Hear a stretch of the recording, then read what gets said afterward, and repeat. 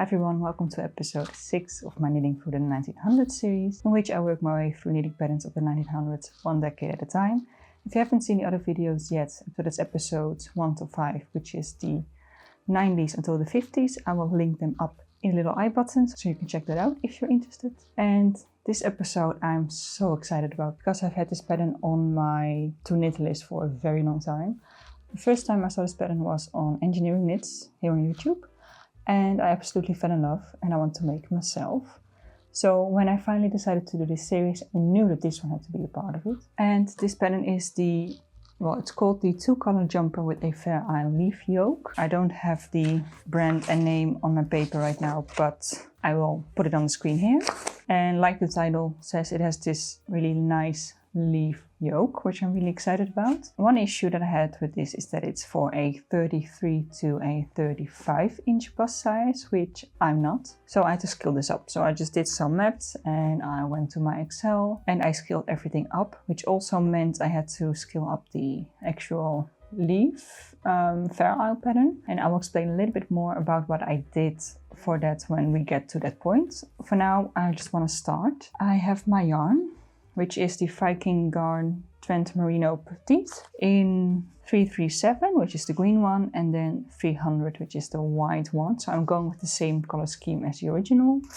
And this yarn is, well, it's merino, like it says in the name, 100% extra fine merino. So I did a gauge swatch, which is very much recommended when you're tackling a vintage knitting pattern because it's a little bit more vague. The only information you have is that it should be 8 stitches and 10 rows over 1 inch of stockinette stitch. I tried to find yarn that was that gauge at the recommended needle size, and it actually turned out fine. The swatch was fine. And in true vintage knitting pattern, it's a really thin yarn. But yeah, I'm so excited for this and I want to get started. I've got my needles and my yarn, like I said, and my pattern. So I'm going to start with the back, and I just need to first cast on my stitches and then work a basic knit 1 purl 1 ribbing for 3.5 inches. So it should be about 35 rows, which is not my favorite, but it's part of the pattern, so I'm gonna have to do it. And then once the ribbing is done, I'm going to switch to bigger needles. I'm going to work stockinette stitch and do a series of increases to shape the main part of the back. Then we're going to do some more armhole shaping, and then we're going to actually start the pattern. So I'm going to get started and I'll see you whenever I have an update. At least for the Fair Isle part. Maybe before, if it gets interesting. We'll see. For now, I just want to start knitting.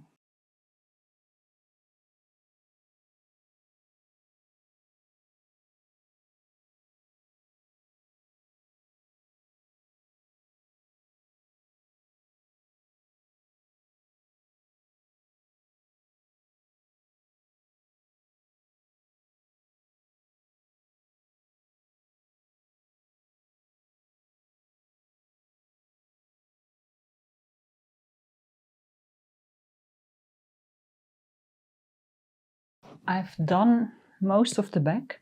So I've done the ribbing, then I worked stockinette stitch with some increases, and then at some point I started casting off for the armholes, did some decreases, and now it's time to start working on the color work. And like I said, I had to scale this whole thing up, which meant also scaling up the color work, or at least making more repetitions of the same stitch pattern. And when I was scaling this up, I wanted to make sure that the pattern kind of seamlessly continues throughout the top. So I wanted the front to then seamlessly connect to the sleeve, to the back, and then to the other sleeve. So instead of just calculating how much more stitches I needed, I then tweaked it a little bit to make sure that the pattern was one continuous pattern all the way around. So then I made a chart first to see what one pattern repeat looked like, and then I just made sure to divide it, and I've also added some edge stitches. So I will have one stitch that's not going to be part of the pattern on either side, so that hopefully when I sew everything together, I'm going to sew it after the edge stitch, so it will hopefully be seamlessly connected. Hopefully. In the original pattern there is no chart, it's just written out, but because I sized it up, I made a chart. And I even for a second tried to write it out again, but there was a lot of work and I didn't really think it was necessary. I can just follow the chart. So I'm going to do that. I'm also going to switch to bigger needles. So I've done all of this stockinette part in 3.25 millimeters. And I'm now switching to 3.5 because I know myself and I know my color work is tighter, so this should be fine. I've got my white yarn, which I'm going to add to this, and then I'm going to start working on this color work, which I'm very excited about.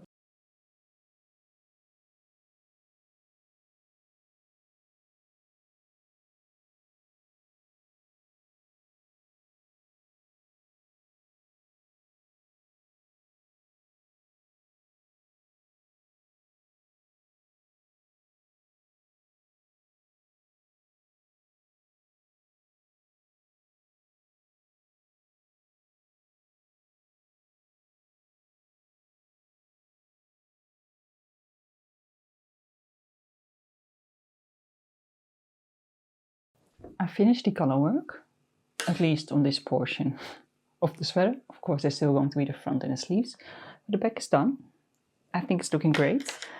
Looking at it now, I don't think I need to switch to a larger needle size for the color work. So I have some time to think about this, but I think on the front and sleeves, I'm going to just stick with the 3.25mm needle. But I've now switched back to smaller needles and I'm now only working in white. Because now I'm going to work on half of the stitches at first and then the second half to create a back opening for the zipper. And then I believe I have to do, 21 rows, then some shoulder shaping, and then the back should already be done. So it's gone much quicker than I thought it would, which is fantastic because that means I have more time to work on other projects as well in the meantime.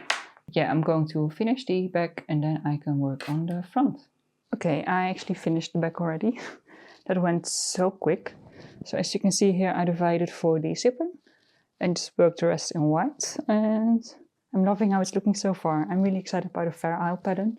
This is what I've been most excited about all this time. So it's really nice to see it come to life.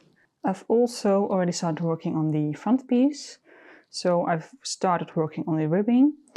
And this is going to be the same as the back up until the point where you finish the Fair Isle, because the top is going to be slightly different. Because obviously there's not going to be a zipper on the front. So yeah, that's going to be slightly different. But for now, I just need to work the same as I did on the back. Oh, also, you may have noticed here on the back, here, the weird little frilly bits at the bottom edge. That's just the tail from the long tail cast on, because I like to keep that long so that I can use it to sew up the side seams later. And using the tail will mean that I have less ends to weave in, which is fantastic. I'm always looking for ways to not have to weave in ends. So that's why it's up here. I just sewed it along the bottom edge and then just pulled the yarn through a couple of times to keep it out of the way while I'm working. But yeah, it's not a design choice, it's just practical.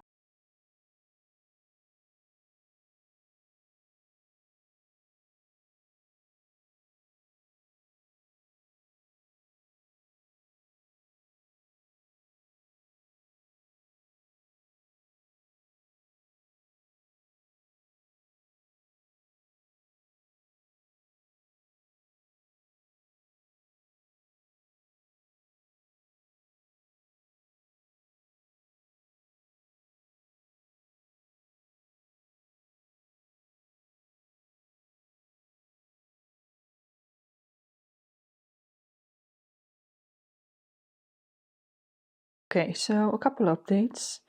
I finished the front, as you can see here, and I've steam blocked both of these. This is the back, and this is now just cooling down and drying and setting into place.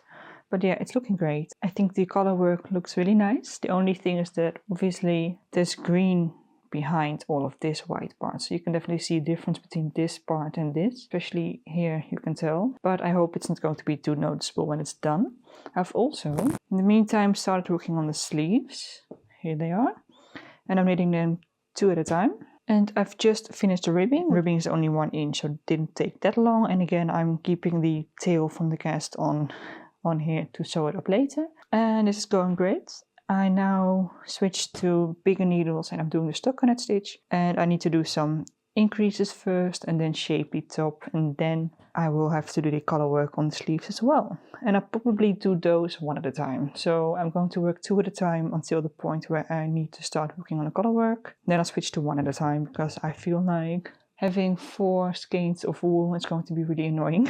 So I'm going to stick to 2, but I'm not there yet. I first need to work some more on the sleeves in the green wool, so that should be fine.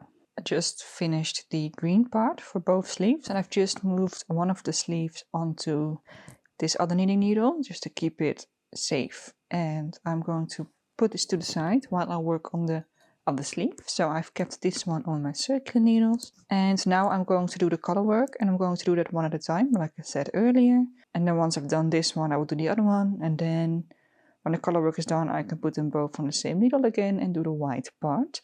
But for now I need to do the color work first, and again, got my chart. This is just a note for me to remember that this is the continuation from the front piece, and this is where the back piece is going to be joined. So just to remember a bit more easily which sleeve goes where. And yeah, I'm going to work this chart again, do the same for the second sleeve, and then I'm going to continue in the white and shape the sleeve head. Okay, well, I'm almost at the end of the first row, and you may guess by how quickly I've done an update after the last one that something went wrong. I made a calculation mistake in the chart. So my chart has 4 more stitches than I actually have, but because I've adapted the color work to seamlessly go around the entire top of the sweater, I cannot just take 4 stitches from the end or the beginning of the pattern to fix it. So I've done something else. I've decided to take out one of the plain columns, so where there's only green or only white stitches in between the pattern repetition, and that's 4 exactly, so that works. And then I did the same for the white, and obviously that's going to be in a different spot because it's a little bit offset. But yeah, I had to fix that. That's annoying, but now I'm going to continue. I'm going to redo that first row, and then I can work on the rest, and hopefully I will not have made any more mistakes. But yeah, the only issue I've had so far is my own mistake, so still going pretty well, and the pattern is pretty good. It's just me that's not always as good.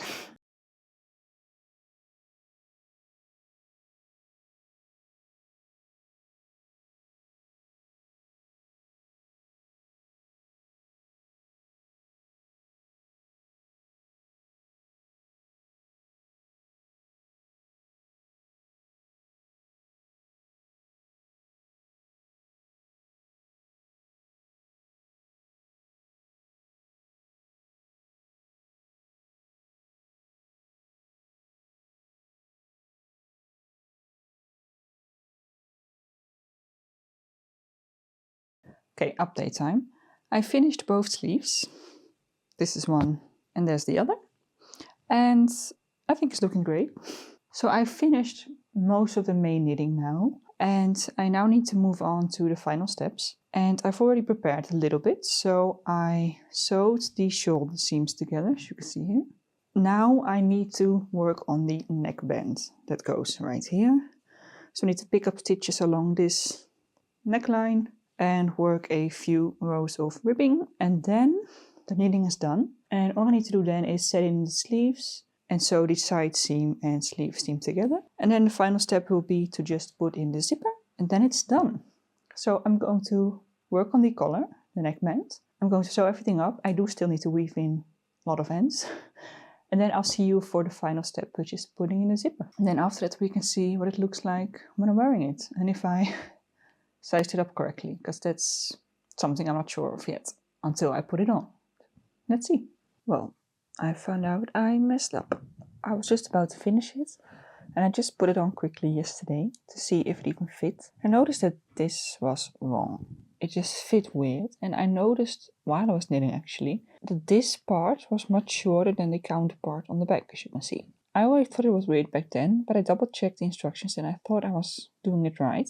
But this is wrong, because I looked at a picture, and as you can tell, here there's a gap of white between the neckband and the fair isle. I don't have that here. So I went back through the pattern, and it turned out I completely skipped over one line, which is this one. Break off the green wool and using the white wool only, continue in stockinette stitch for 10 rows. Then shape neck. I didn't do that. I went straight into shaping the neck, as you can see here, so it's all wrong. It also means that the sleeves are more puffy, because there's less space to sew it to. And yesterday I made the decision to just keep it as this, and just continue and finish it. But I kept thinking about it last night, and it's going to bother me, because I've been wanting to make this sweater for so long, and I want it to be right, and I want to wear it. But just knowing that this is a mistake it's going to annoy me. And the fit isn't right. So unfortunately, I decided to fix it, which means I need to completely fork this neckband. I need to take out the sleeve, or at least I'm going to take out the white part because I sewed the green part and white part separately. So I'm going to remove the white seam, which is really annoying because I've already woven the ends and I've also woven in other ends into the sleeve seam.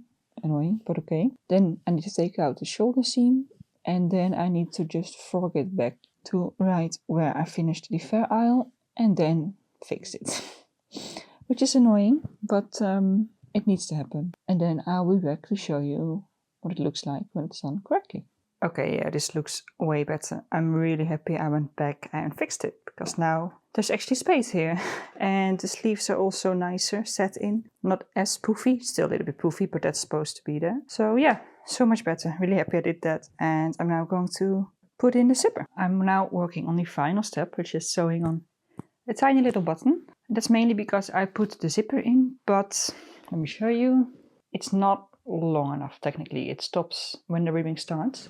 So I thought, let's fix that by just putting a little button at the top. So I made a little loop and I'm now sewing on a button. And while I'm doing this, I think it's time to do some reflections.